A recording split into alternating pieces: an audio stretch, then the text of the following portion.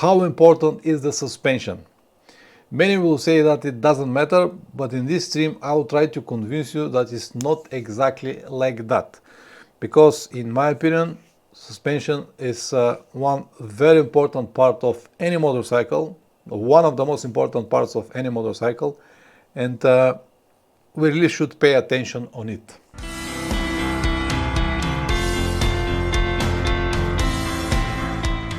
Before I start, I have a question. How many of you know the difference between really good off-road oriented suspension and the one that you have on your motorcycle as a stock? Is there any one of you that really understand and know what is a really good suspension, how does it works, what is upside down, what is cartridge, what is shims, what is suspension travel and all of this? Are you familiar with this topic, guys? Because if you are, it will help me a lot with the comments and conversations after the stream. Most of it, yes, excellent. Good, Richard. It will be very useful after we finished. Limited knowledge for Jetro, fair enough.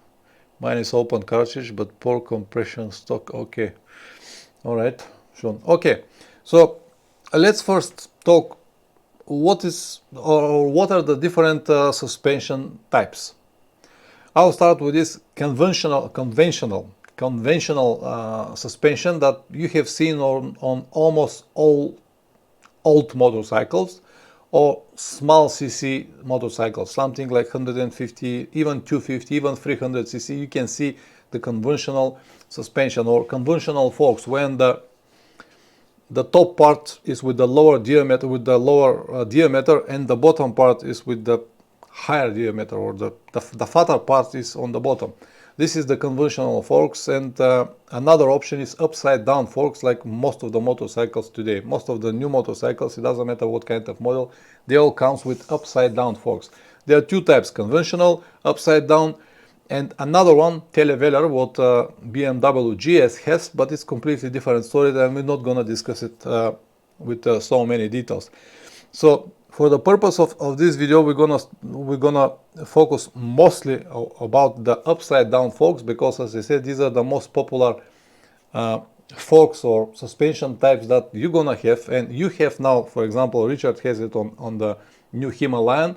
The old Himalayan has, or the old model 411 has the conventional forks, tiny on the top and fat on the bottom, but now they have upside down, fat on the top, tiny on the bottom. The shiny part is, I don't know the English words about it, the English specifications about these parts of the suspension, but I'm sure that you know what I mean. So of course the upside down forks are always better because of this high diameter they have on the top, where is the triple clamp. And when you have a high diameter on the top and the triple clamp grab it gives a direct connection with the front wheel, and it's much more easier and stable to control the motorcycle. That's why all dirt bikes usually have got upside down suspension with a very fat forks on the top to have this strong connection with the front wheel. It's so much easier to control the motorcycle. It's also much more stronger, because it is one story to bend, let's say, 43 millimeters tube, but it's different when you have to bend 50 millimeters tube or 52, something like that, because of the diameter of the top part and the bottom part of the forks. That's why most of the new motorcycles comes with these upside down forks. And also there's two different types in the shock absorber. One is connected directly to the swing arm. So this is the swing arm, and the shock absorber is connected directly to the swing arm like this. And the second is with linkage. And when you have the linkage is like a small bones, they name it like a bones that are going under your swing arm, and they have a little bit more leverage. And in not only in my opinion, but everyone who ever tried this type of suspension shock absorber with linkage will tell you that when the bumps or on the different terrains, it's much better to have linkage. Even though when you have a shock absorber directly connected to the swing arm, it might be cheaper to maintain it because it requires almost nothing. It might be easy to fix it, maybe does not require all of this linkage that is usually with a few different wheel bearings inside. But in my opinion, and everyone who ever tried this type of shock absorbers will tell you that linkage is always better. I cannot really explain it because of my poor English, but I hope that you got the idea. The examples that I can give you, motorcycles that have got a directly connected shock absorber to the swing arms, are KTM. Almost all KTMs have got a shock absorber directly connected to the swing arm. And this makes KTM rear suspension always very hard or very bumpy on the not even terrains. When you have a linkage like my Tenere has on the bottom, or like Husqvarna has got a linkage, even though it's the same manufacturer, they produce the same engines and everything, Husqvarna always comes with a linkage, and KTM comes directly connected to the swing arm. This is the big difference. Another one that is connected to the swing arm, I think one of the Hondas also made it, but most of the motorcycles include Africa Twin and all comes with a linkage underneath, and as I said, it is much better if you want to have a more comfortable ride, more predictable ride, maybe better control on bumpy roads and stuff like that. Yes, it might cost a little bit more and it might be requiring a little bit more maintenance, but it's still better to have it.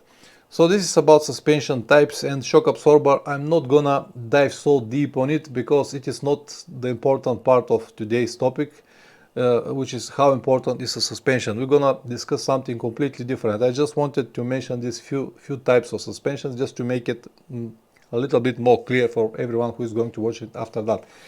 I'm sure that every one of you have heard the phrase adjustable suspension, and not many people know what exactly it is, but I'm sure that you know what I'm talking about. To adjust your suspension, you have a few options. You have compression, and compression means how fast the forks goes down. This is what is compression. The speed that forks will have when they're going down, when you compress them. This is compression. And rebound is the speed that the forks will have when they go up, when they bounce from the bottom. This is what is compression, rebound. And they have another one option, which is preload. Preload is usually a big screw on the top of your forks that will allow you to preload the springs that you have inside of your forks and make it a little bit stiffer. So these are what they call full adjustable. And some important or a little bit more, no, the most famous brands that makes a good suspension, these are Öhlins, WP, Zax, Marzocchi, Showa, Kayaba, and many more. But these are the most popular brands that usually makes good suspension. KTM, for example, comes with a WP suspension. Yamaha comes with Kayaba, Aprilia also with Kayaba. Honda usually comes with Showa suspension. So all brands works with different brands and they have some kind of relations between. But in my opinion, the most expensive from all of them is usually Öhlins. Öhlins is they don't really work with some brands specifically. They work with all brands, but they make a little bit more like aftermarket options, expensive, more professional suspensions and stuff like that. So it's a little bit different. And a few words about the sizes of the suspension. I told you we're going to discuss mostly upside down forks, which is mean the fat part is on the top where the triple clamp and the handlebar is, and the bottom part is what usually is written in the specifications. So when someone tells you that KTM has 48 millimeters fully adjustable suspension Explore, this is basically mean that the bottom part of the suspension, the shiny part, has a diameter 48 millimeters. So this is the diameter of the WP KTM suspension. My Yamaha Tenere, for example, is with 43. Honda Africa Twin, even though it's a big and heavy motorcycle, is with 45 millimeters. So there is a big difference between all of this suspension, all of these forks that different motorcycles has.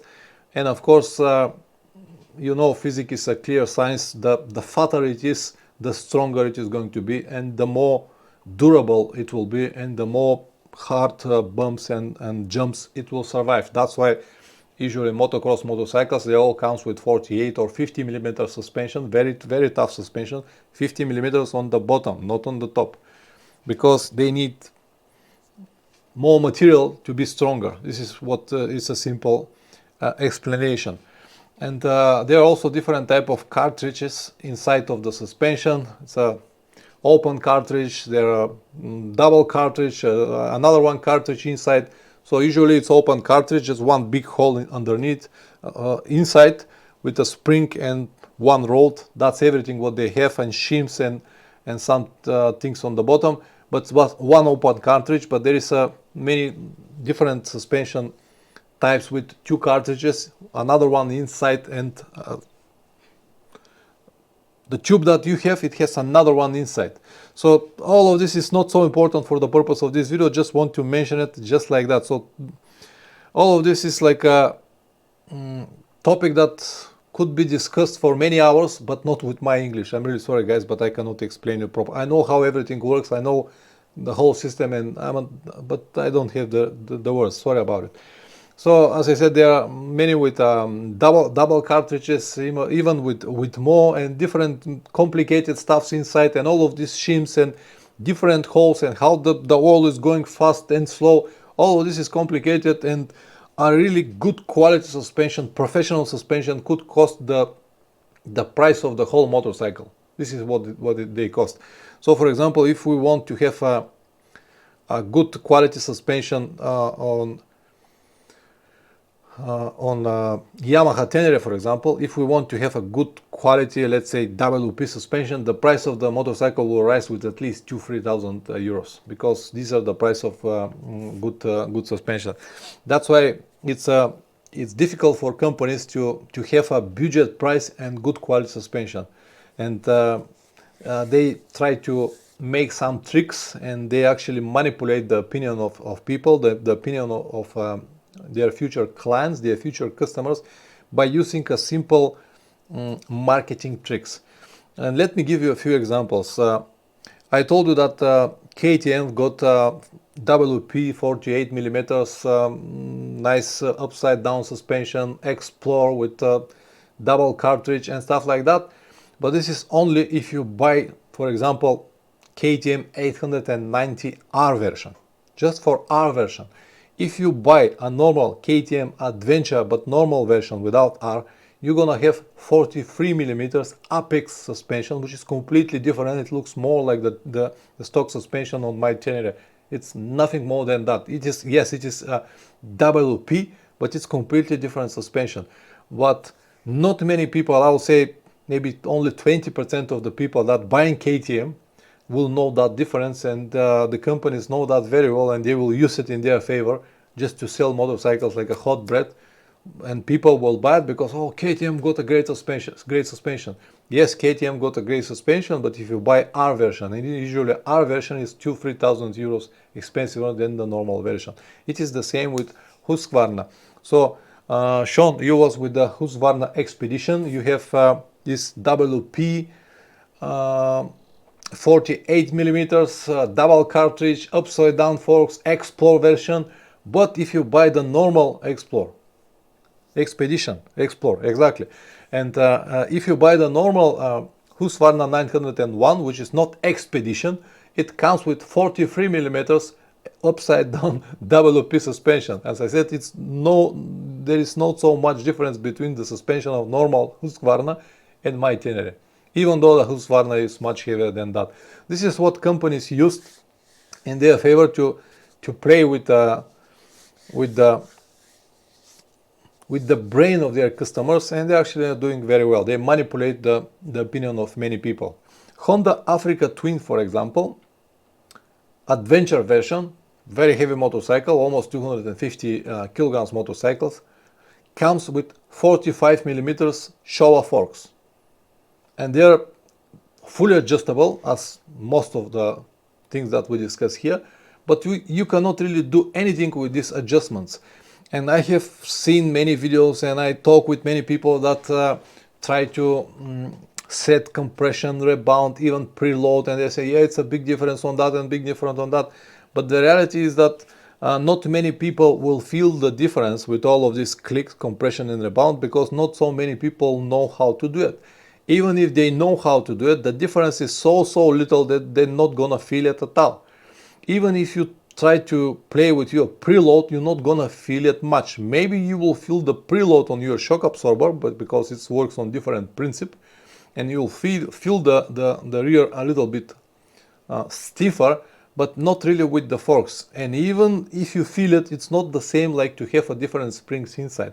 That's why I always said to everyone who talk on this topic is that before you change the springs on your forks, with the springs properly valved for your weight and the weight of your luggage, all of these clicks are not going to work properly at all. So you're not going to feel anything, and you will just waste your time. And I have many arguments with different people. They said, no, you understand nothing, and so on and so on. But I know very well what it is, because I used adjustable suspension for many years, including on my dirt bikes. I know how these clicks work, compression, rebound, and I adjust all of that. And I know very well, for sure, 100% sure, that before you change the springs, you don't need even to touch these adjustments. They're not gonna help you much. Now, for example, Richard, with your upside down forks, I don't know how heavy are you, Richard? 72. So you're perfectly fine. You don't need to touch anything on your suspension, because 99% of the motorcycles comes with the suspension stock set for rider no more than 80 kilograms. So if you're more than 80 kilograms, if you're like me, I'm 105 kilograms without any gear. When I have my riding gear, I'm 110. So any stock suspension is too soft for me. And it doesn't matter how much time I'm gonna spend trying with all of this compression and rebound, it is not going to work, or it's not going to work the way I'm gonna feel it, because the springs are too soft for me. So when I change the springs on my Tenere, everything changed completely. Now even a small clicks, even a 5 clicks on the compression or rebound makes a difference. I can feel the difference immediately. But before that, it was not noticeable at all. So everything I said until this moment was about to explain you how suspension works and what is the components and stuff like that, and all of this inside. But let's now go back to the main question: how important is the suspension? So as I said, I'm always amazed when I see people spending so many, let's say $1,000 or $2,000 to upgrade their motorcycles with so many different so-called adventure modifications, but they did not even touch their suspension. So they still ride the motorcycles with crappy suspension, but continue adding whatever they found online on the top: crash guards, disc guards, telephone mounts, lights, bush plates, all of this stuff, but they never even think about suspension, because suspension, as I said in the beginning, is one of the most important components on your motorcycle. Without a good suspension, you're not gonna have a direct connection with the ground. Suspension is so important, not only to provide you the comfort that you need, so you're not gonna ride like bumpy guy like that, but also always to ensure that your tire will stay on the surface, on the asphalt. Because if you don't have good suspension and your tire bounce like that, which is mean that every time when the tire bounce up, you will lose traction with the ground, and it is very dangerous. And that's why this is almost like a rhetorical question: how important it is. One of the most important things: good suspension, good tires, good engine, reliability. These are the most important things that you should have on any motorcycle. But is it necessary to replace the shocks like in the car, or in the motorcycle shocks maintainable? You don't need to replace the shock if it works, Jetro. You don't need to replace the shock if it works. It is possible to maintain it. It is possible to rebuild it if something goes wrong, but you don't need to change it. This is what I've done on my old Tenere, which was on 193,000 kilometers. I was with the original shock absorber. 193,000 kilometers. It never leaks. It always works as it was, as a new. Nothing more to say. Now on my Tenere, when I changed the springs in the forks I also changed the spring on my shock absorber. This is important if this is what you mean. No, you mean something different. So every time when you change the springs, the springs inside of the forks, of course you have to change the spring of the shock absorber as well. Because if your front became stiff and the rear is soft, you're gonna change the whole geometry of the motorcycle. So you need to change them both to have even softness or stiffness, whatever it is. Yeah, I told you about the examples. My tenere changed completely. I told you about the Africa Twin suspension, 45 millimeters. But every time when I ride behind someone with Africa Twin, I can tell you when the guy who is in front of me pressing only the front brake and when he pressed front brake and rear brake at the same time. Because the suspension of this Africa Twin is so soft, especially the forks, that every time when he pressed the brake, the motorcycle dives like that, very deeply into the ground. And when he pressed both brakes, the motorcycle make like that. But also when I'm riding behind it, recently I rode with the guy with Africa Twin and I was behind and I was watching on the speed bumps. When he jumped with Africa was making like this, poof, poof, very softly, very softly. And it's supposed to go like a brick, bam, that's it. But Africa was bouncing like this on the rear because it's just too soft, even though the guy was not heavy. So, okay, Sean, same with the suspension on the Expedition. So is it too soft, Sean, your suspension, before you revalve it? Guys, basically this is what I was planning to say about suspension. I hope that I said at least understandable. Sorry again for my English, but this is what is possible to do at the moment. And I hope that you got some idea. And now let's go to the questions, or if you want to add something or to ask something, go ahead. So Sean, you said that your suspension was too soft, yeah? Too much front drive. Okay, Richard, it is easy to ruin the setup on your bike if you plan without knowledge. Keep record what is fixed and reverse. Yeah, absolutely. If you ever plan to make any changes with this compression and rebound, make sure that you know what you are doing. And if you get it wrong, go back to the end, to the left or right, whatever it said in your manual, and put it on the factory settings. Factory settings are usually in the middle. They're usually like between 12 and 15 clicks, depends on the suspension, and the factory setups are usually in the middle. So if you get something wrong, read your manual and put it on the standard position. Otherwise, you might not like what you have. Thank you, Jetro. I don't think that I did it really great, but I hope that at least a few people understand what I mean.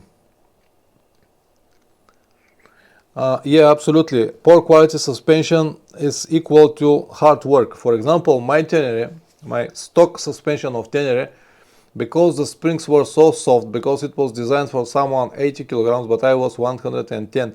And when I was riding, even though the springs were soft, I have very hard ride because everything was bouncing in my hands all the time.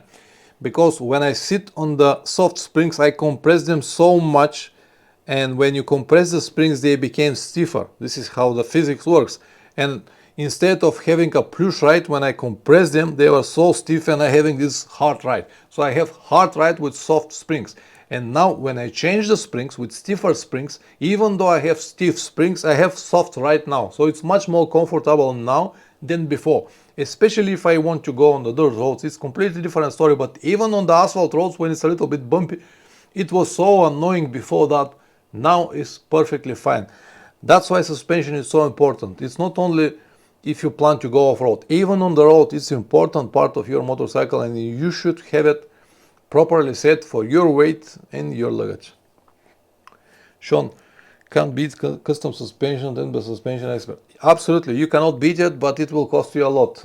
Suspension experts, they know exactly what you need. They will measure your suck. They will put exactly the proper springs for you, the proper valves, the proper cartridge, the proper oil. They will do everything for you as it should be on the books, how it's set on the suspension manuals.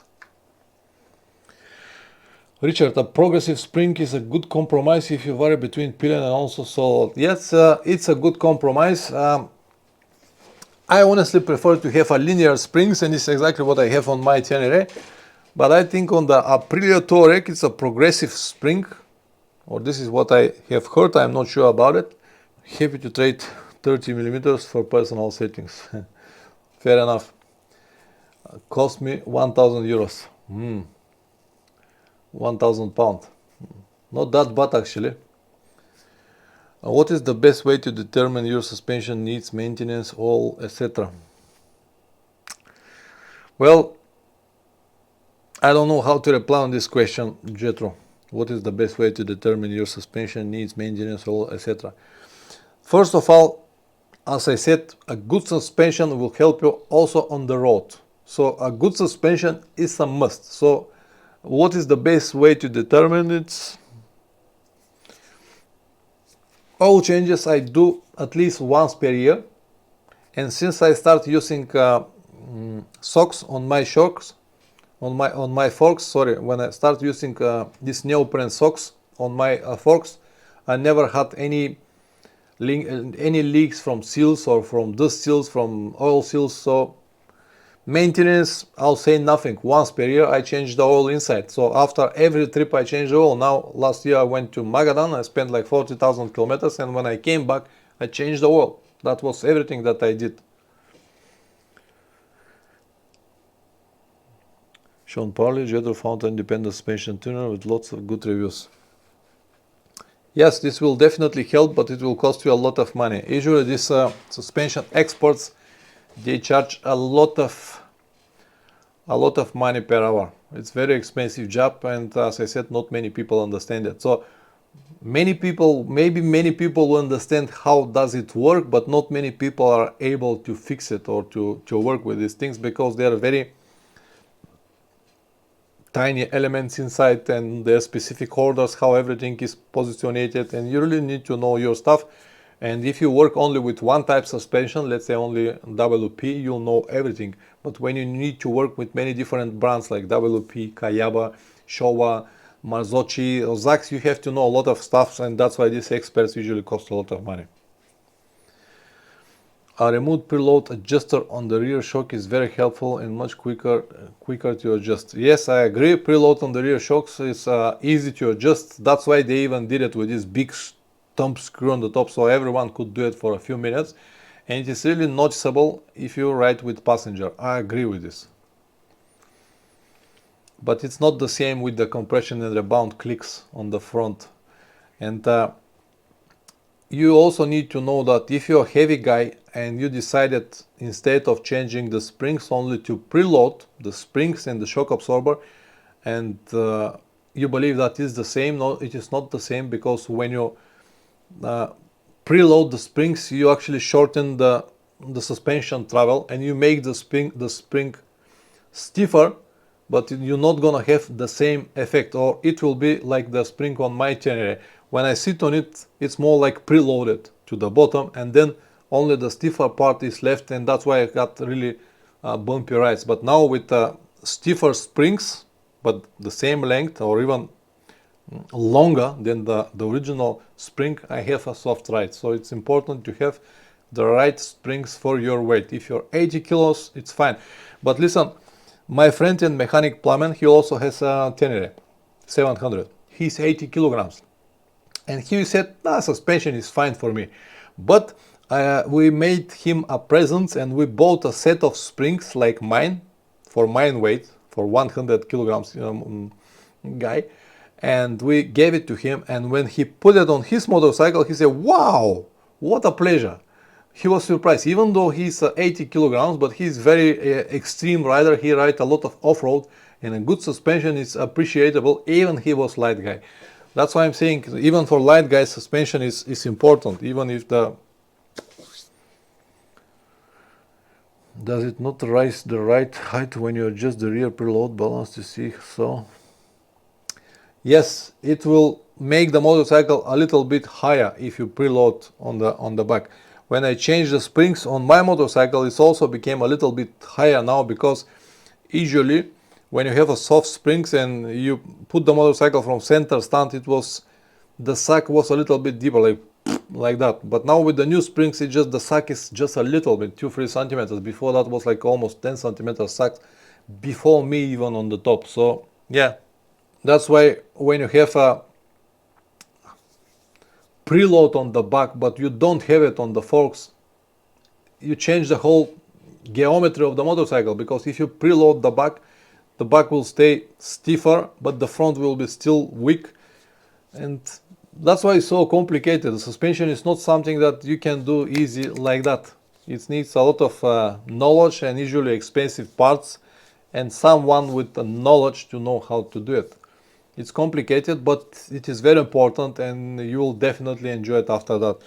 But if you want to buy, let's say, a motorcycle with good suspension, you shouldn't focus only on the suspension, because if the motorcycle is crap, what is the difference? What is suspension? Let's now, for example, we talked earlier about KTM 790 or 890.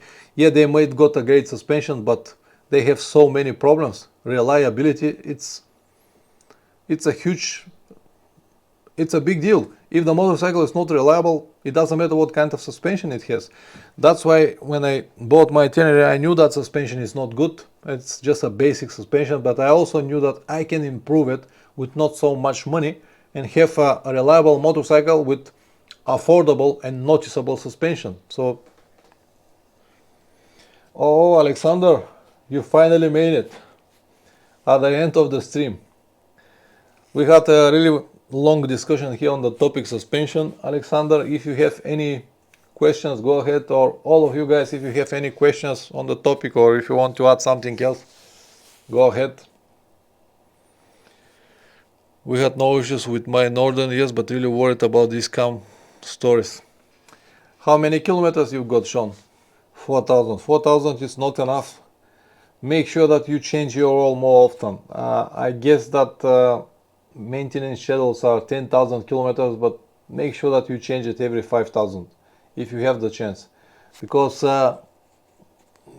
this wear and tearing process is usually because of poor lubrication on the camshaft, and if you keep your oil more than 5,000 kilometers, it is not going to have the same lubrications. It cannot make the same lubrication, so change it more often, and I hope that you'll be all right. But if you have recall, at least you can change it for free. Alexander, as a CRF user, I had to get used to the softness and I came to the conclusion everything is doable. It's just a matter of speed or like it. I agree, Alexander, but last year I've got a chance to ride a CRF 300 on a friend of mine, Ismo from Finland, and he upgraded the suspension from adventure specifications. I think it was cost him like almost 1,500 euros. Very expensive modification, but suspension was completely different than the stock. And even though I'm 110 kilograms, it was almost perfect for me. Almost perfect for me. But if you're not that heavy, with a upgrade, you'll have a different suspension, because on your CRF 300 you have spring only in one of the forks. With the upgrade that he's done with adventure specifications, they put inside 2 springs and it becomes a completely different suspension. Also, you have a compression in one of the fork and rebound on the other. Yeah, exactly. This is what I'm talking. Yeah. So you can get used to the softness, but you can also improve it if you have the possibility, of course. You already did that. 90 pounds for Motorex. Excellent. So make sure, Sean, that you change it every 5,000 kilometers. Motorex 1060, 1050, something like that. Don't go below that, because if you go to 1040 and you ride, especially in the summer, in the hot days, this 40 is not going to be enough to lubricate properly your motorcycle. I remember you compared with Tenere. Was your Tenere after the springs? Yes, absolutely. These are 2 completely different motorcycles. The CRF 300 is very light motorcycle. Tenere is very heavy. After I jumped from the CRF to my Tenere, I felt my Tenere like an elephant, so heavy. When you ride it for a while, you get used to it, But when I switched it from Tenere to CRF and from CRF to Tenere, I saw how big is the difference. But as I said, this CRF, even though he was made for my friend Ismo, who was like 80 kilograms, 85 kilograms, and I am 30 kilograms more, the suspension upgrade was fantastic. I felt it very well. As you know, I spent a lot of time in my friends and mechanic garage, and I was witness 2 months ago when he opened the camshaft of a friend of mine with a 790 Adventure. And when I saw what is inside, and the motorcycle was on 5,000 kilometers, man, I don't want even to touch this motorcycle. I'm really sorry, but this was the reality. I already saw the lines on the top of the camshaft. I can see the marks, and it was only 5,000 kilometers. My old Tenere, we opened it to check it what it is on 160,000 kilometers, and the camshaft was like a new, no scratches, no bends, nothing. And on this KTM was on 5,000 when he opened it. And he opened it because the gasket was leaks on the top gasket was leaking. He opened it to replace it. When he opened it, we saw what is inside, and it was like, what the fuck is this? It's just pointless. Nasty revy engine of CRF. No, it's not revy. It's not revy. It's just not powerful enough. It depends on that what you plan to go and what you plan to do with it. It was fine up to 90 kilometers per hour, but if you want to ride it faster, it's not gonna work. Yeah, I hope it's fixed. I hope. I really hope. Hope for you. I don't know why KTM make these mistakes. I start even to thinking that they make it on purpose, because they have all the technologies, and in the last 10 years they always got the same problem. In the last 10 years it was the same with 690, it was the same with 990, it was the same with 950. So they know very well that these camshafts are made from, I don't know from what, from cheese. They finish so fast. They have it even on the old 640, and they never fix this problem.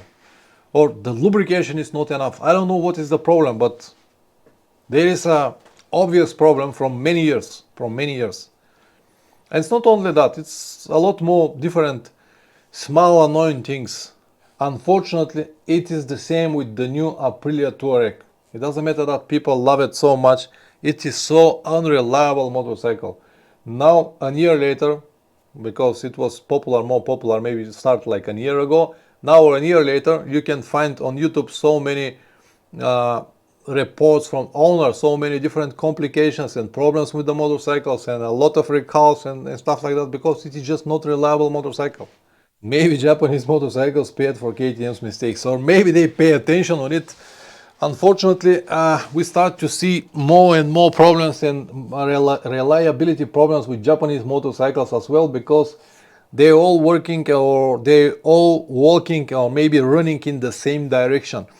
A few years ago, I've got a client. When I was still in Berlin, I've got a client who's Japanese guys, and we discuss a lot about Japanese economic motorcycles and cars and everything.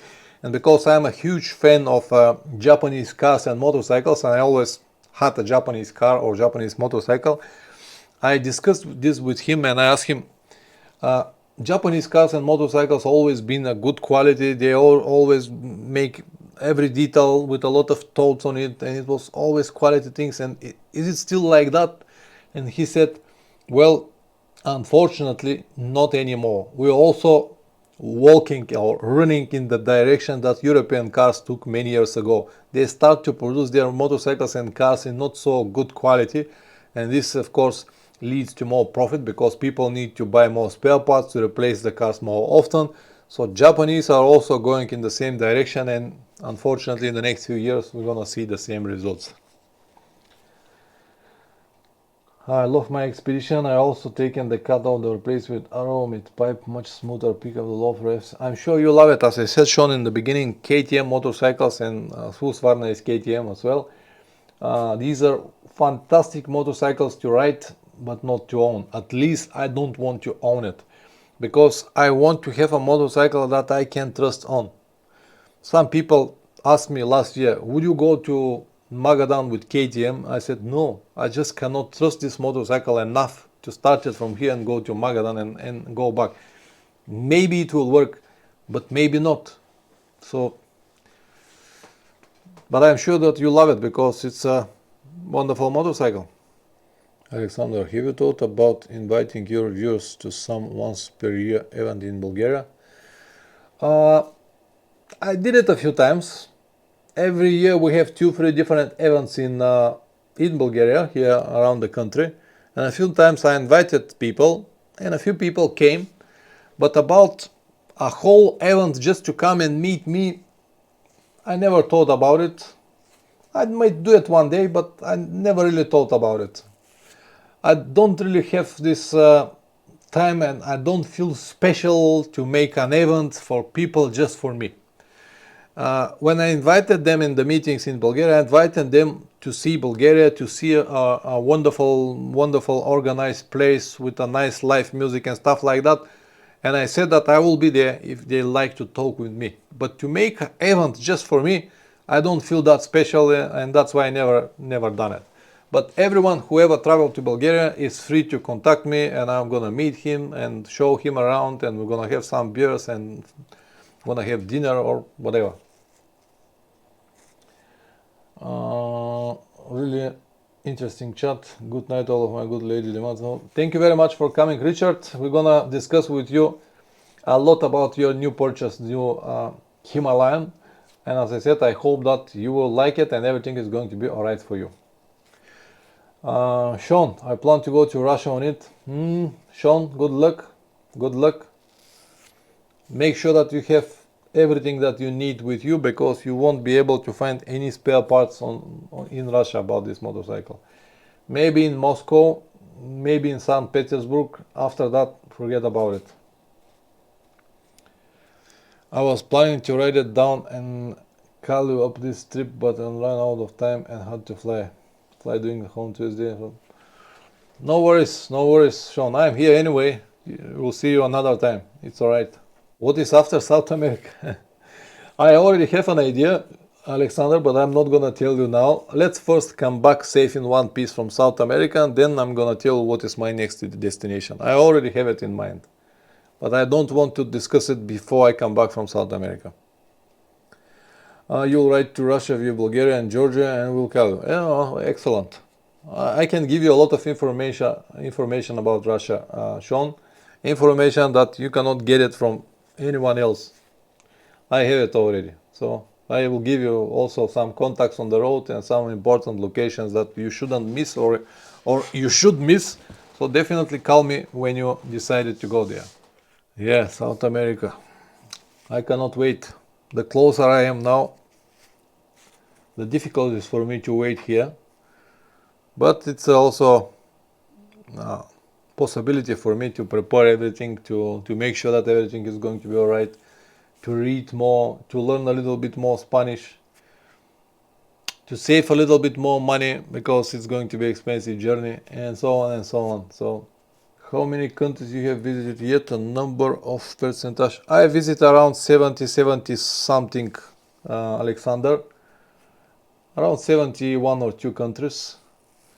If I am able to do South America well, without any problems, there will be another 10 or 11 countries, which is good. Я говорю чуть-чуть по-русски. It will be nice to learn some Russian, Sean, because once you get to the middle of Russia, let's say Russia is big, but once you cross St. Petersburg and Moscow and you start to heading east, English is not going to help you much. It will be nice if you know at least the basic Russian. Jetro, Liquor Chat, see you next time. He will say some. Thank you very much for coming, Jetro. Alright guys, thank you very much for coming. Thank you very much for supporting my channel, being my Patreon channel members, all of this stuff. And see you next week. Bye.